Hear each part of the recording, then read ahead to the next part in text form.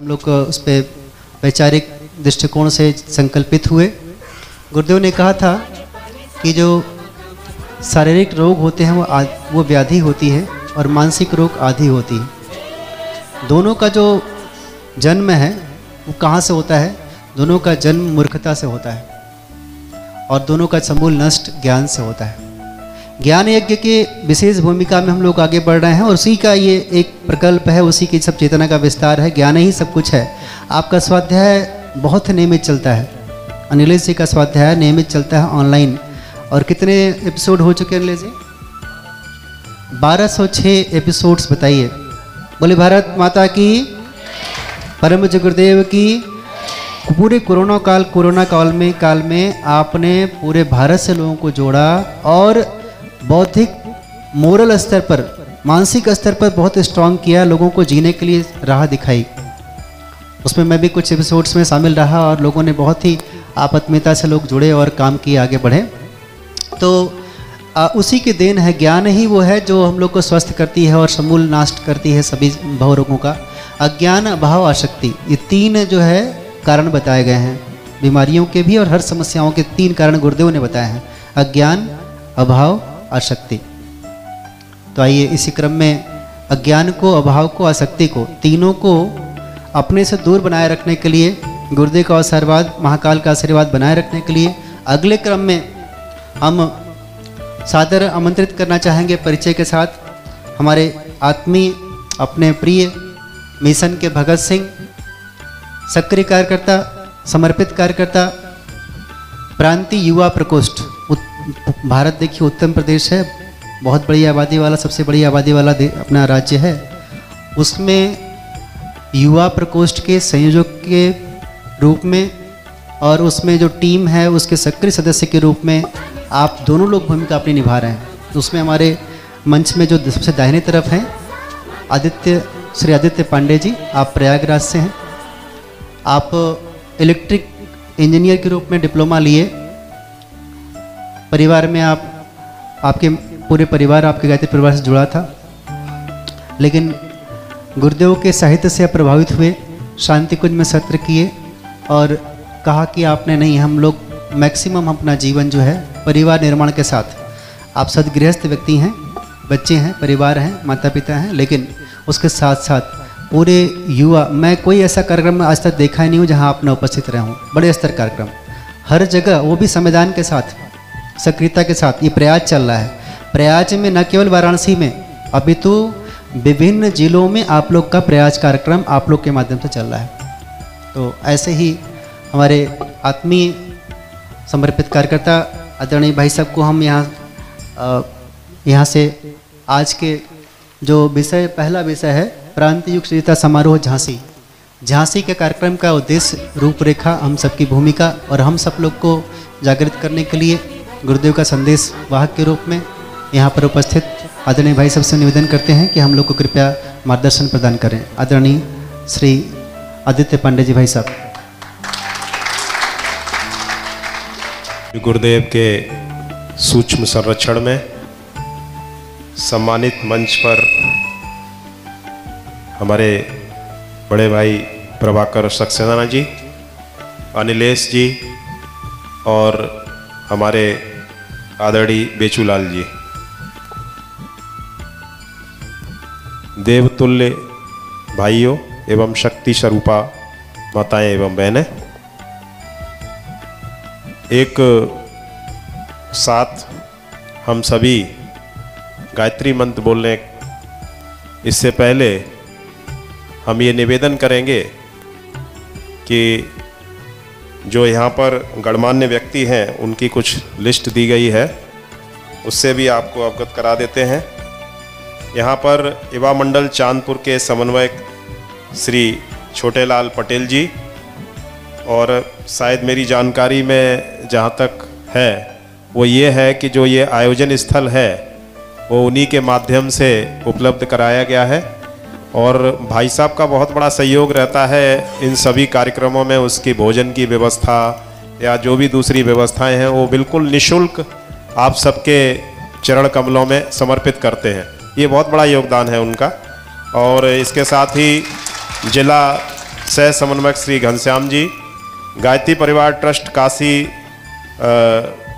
मुख्य ट्रस्टी श्री नगीना जी, आप सभी जानते हैं उन्होंने परम पूज्य गुरुदेव के विचारों को पुस्तक मेलाओं के माध्यम से कितना फैलाया है, बड़ा परम पुनीत कार्य है। इसके साथ ही भारतीय संस्कृत ज्ञान परीक्षा सह समन्वयक श्री नवनीत सिंह जी जो अभी मंच संचालन कर रहे थे, पिंडरा ब्लॉक समन्वयक श्री लाल बहादुर पटेल जी, महमूरगंज प्रज्ञा मंडल समन्वयक श्री रमेश गुप्ता जी, प्रज्ञा मंडल चांदपुर श्री राज नारायण प्रजापति जी, नवापुरा प्रज्ञा मंडल चांदपुर श्री कन्हैया लाल जी, गायत्री मंदिर हरिहरपुर श्री राम बहाल जी, प्रज्ञा मंडल ककरमत्ता श्री गुप्तेश्वर मौर्य जी, प्रज्ञा मंडल सारनाथ श्री ओम नारायण भारद्वाज जी, काशी ट्रस्ट के ट्रस्टी श्री विद्याशंकर पांडे जी, प्रज्ञा मंडल लोहता संचालक श्री भरतलाल वैद्य जी, प्रज्ञापीठ कैंट श्री रजनीश मल्होत्रा जी। इसके साथ ही बहुत सारे लोग यहाँ ऐसे हैं, वो सोच रहे होंगे कि मेरा नाम नहीं बोला गया। आप सभी आदरणीय और पूजनीय हैं। परम पूज्य गुरुदेव के कार्य से जो भी व्यक्ति लगा है, चाहे वो अपने स्तर से घर पर ही कुछ कार्य कर रहा है, चाहे वो अपने स्तर पर अपने मित्र मंडली में गुरुदेव के विचारों के माध्यम से अपनी बात को रख रहा है, या फिर समाज में विभिन्न जिम्मेदारियों के साथ कार्य कर रहे हैं, सभी लोग पूजनीय हैं। जिनका नाम नहीं बोला गया वो सभी भी हमारे आदरणीय हैं। हम सभी जानते हैं परम पूज्य गुरुदेव का जीवन गायत्रीमय था और गायत्री और गुरुदेव में कोई अंतर नहीं था। इसी नाते हम सभी एक साथ गायत्री मंत्र बोलेंगे और कार्यक्रम की जो मेरा उद्बोधन है उसकी शुरुआत करेंगे। एक साथ बोलने की कृपा करेंगे। ओम भूर्भुवः स्वः तत्सवितुर्वरेण्यं भर्गो देवस्य धीमहि धियो यो नः प्रचोदयात्।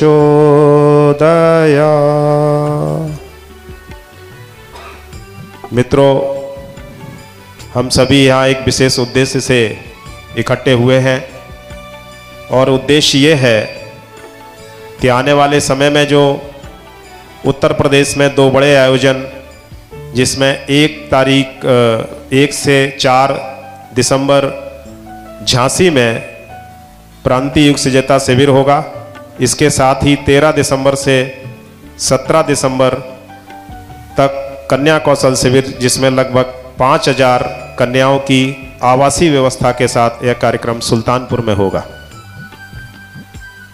इस कार्यक्रम की क्या आवश्यकता थी, क्या जरूरत थी? इतने बड़े आयोजन में काफ़ी खर्च भी होता है और बहुत सारे संसाधन, समय भी लगता है। अभी बात स्वच्छता की हो रही थी और एक दृश्य दिखाया जा रहा था कि अगर हम सभी अभी से अपने आप को नियंत्रण नहीं करेंगे, अपने समाज व्यवस्था में परिवर्तन नहीं लाएंगे, तो हम आने वाली पीढ़ियों को क्या देंगे? कचरे का ढेर देंगे या प्रदूषित वातावरण देंगे, प्रदूषित जल देंगे और उनको हमेशा अस्पताल में लाइन में लगे रहने के लिए क्या वो वातावरण देंगे? नहीं। इसी आवश्यकता को ध्यान में रखते हुए परम पूज्य गुरुदेव ने जब स्थूल शरीर छोड़ा, उससे पहले बहुत सारे अपने अनुभव को, आने वाली समस्याओं को और बहुत सारे जो संकेत उन्होंने दिए थे वो आज प्रकट हो रहे हैं संकट के रूप में। और उसका समाधान भी परम पूज्य गुरुदेव ने लगभग 3200 किताबें लिख करके समाज के सामने रखा। विडंबना ये रही कि परम पूज्य गुरुदेव को लोग या तो पढ़े नहीं या जाने नहीं, और उसी की वजह से ये संकट नित्य प्रतिदिन बढ़ते चले जा रहे हैं। अगर इनको नहीं रोका गया तो फिर क्या होगा?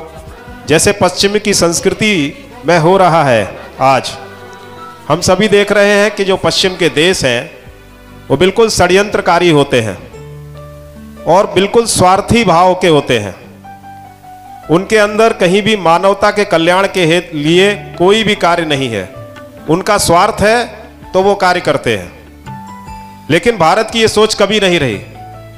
भारत की सोच एक ही रही है कि जिसमें हमारा कल्याण है और विश्व का कल्याण है। आत्मवत् सर्वभूतेषु वसुदेव कुटुंबकम मार करके वो कोई भी कार्य करता है। और आज पूरा विश्व इस बात को ध्यान में रखते हुए भारत की तरफ देखने लगा है।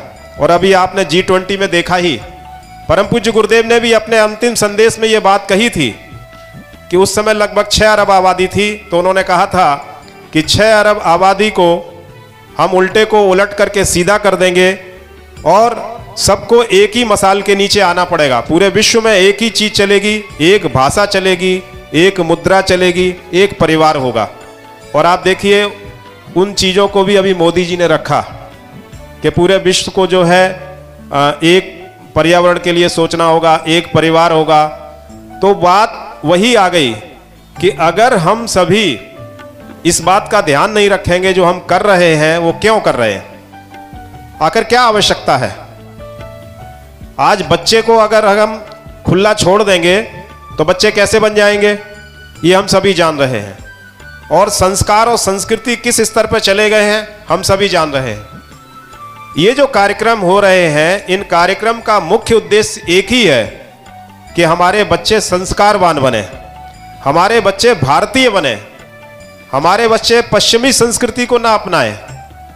ये तो बड़ी विडंबना है कि जो भारत आज़ाद हुआ तो आज़ादी के बाद भी भारत में जो शिक्षा पद्धति चल रही है वो यूरो अमेरिकन शिक्षा पद्धति चल रही है।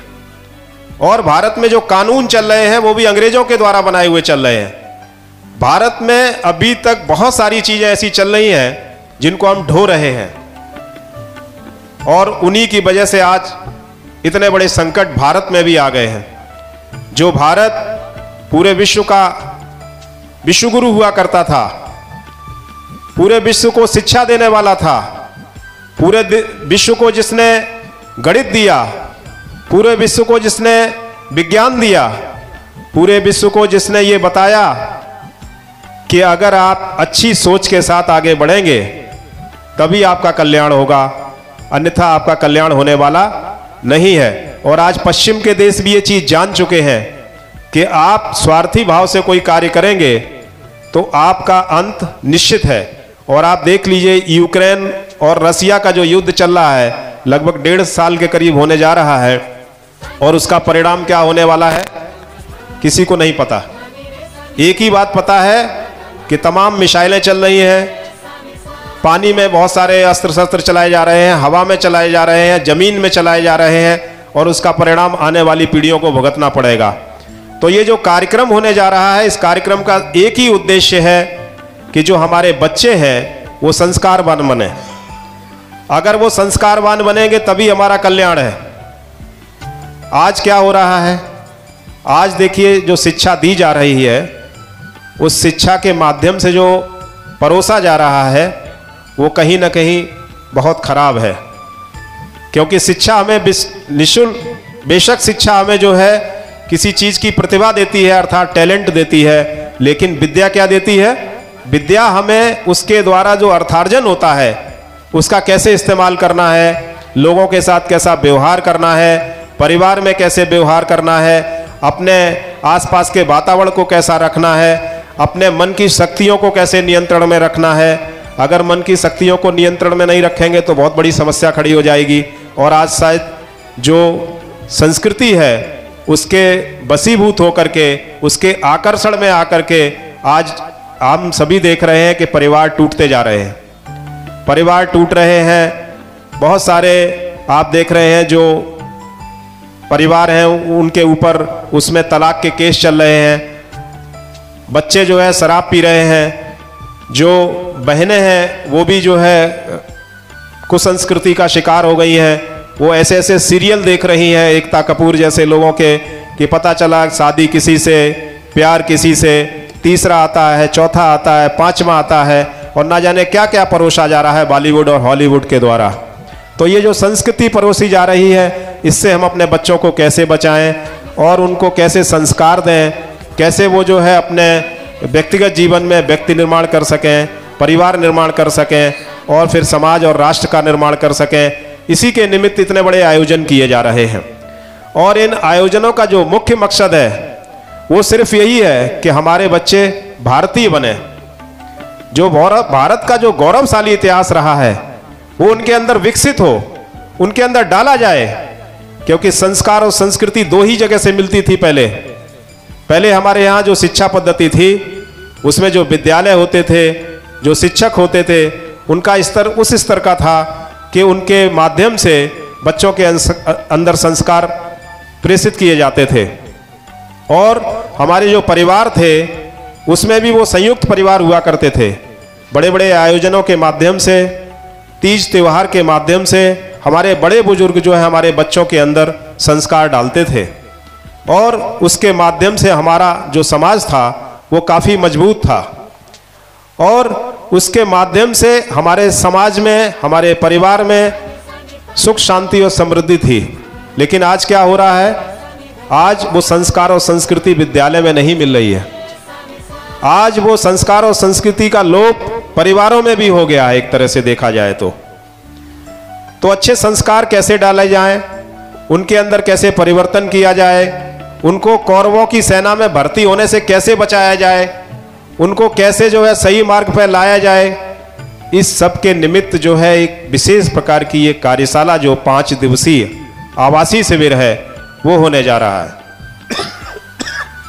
हम सभी जानते हैं कि संस्कार विहीन मनुष्य जो है पशु समान होता है, परम पूज्य गुरुदेव कहते हैं।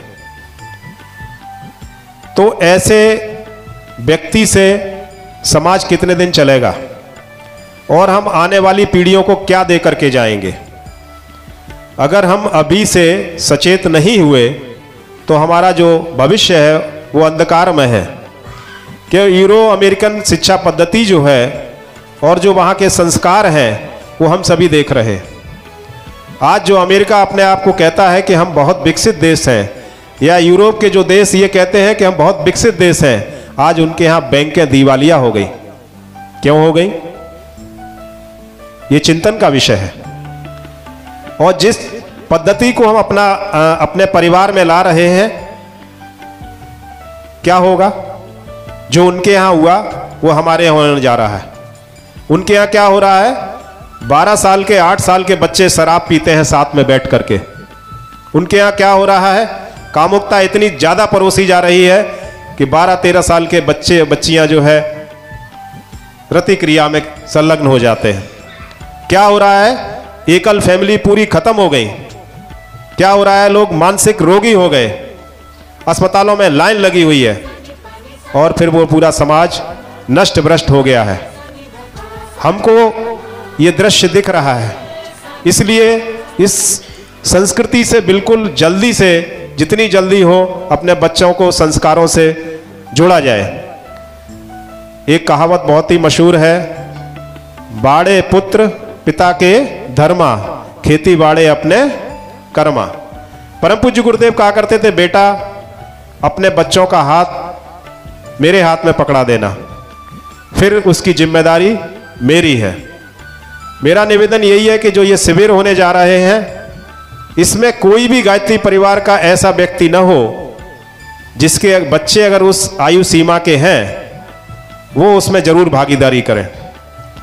हो सकता है वो बच्चे मिशन से न जुड़े हों तो जुड़ जाएंगे, और अगर जुड़े हैं तो उनका और परिष्कार हो जाएगा, उनका व्यक्तित्व और निखर जाएगा। क्योंकि आज जो समाज में बहुत सारे आकर्षण हैं, उन आकर्षणों में अक्सर बच्चे फंस जाते हैं। लोग सोचते हैं कि हम ऐसा अमुक करेंगे तो ऐसा होगा, अमुक करेंगे तो ऐसा होगा। इस भ्रांति में बच्चे फंसे रहते हैं, और मन से भी इतने कमजोर हो गए हैं कि जो मन करता है वही काम करते हैं। मन खाने का करेगा तो जो मर्जी है वही करेंगे। कपड़े पहनने की बात आएगी तो पता चला कि अभी घरों में देख लीजिए बहुत सारे कपड़े हैं, लेकिन फिर भी खरीदेंगे। खाने पीने की चीजें हैं, उस पर कोई नियंत्रण नहीं है।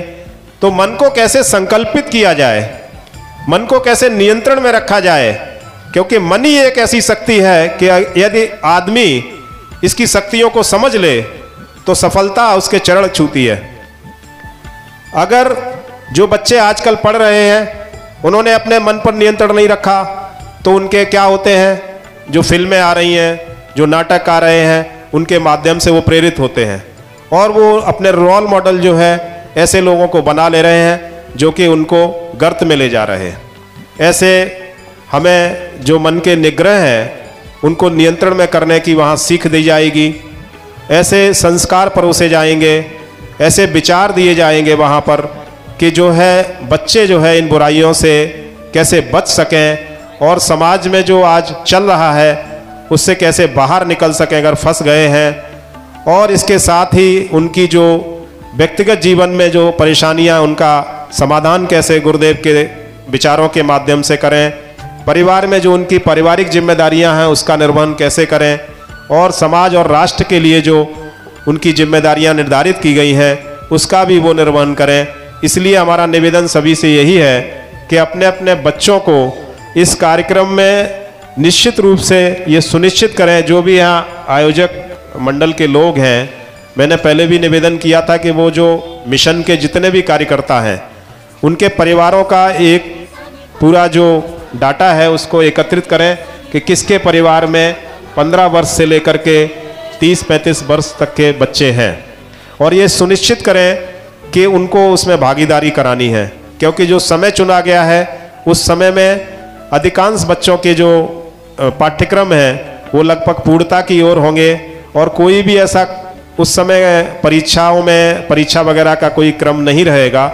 इसलिए ये 5 दिन का जो समय है ये निश्चित रूप से निकालने का कार्यक्रम सुनिश्चित करें, क्योंकि इतने बड़े कार्यक्रम में जो हमारे बहुत ही अपने अपने विषय वस्तु के विशेषज्ञ लोग हैं वो आ रहे हैं।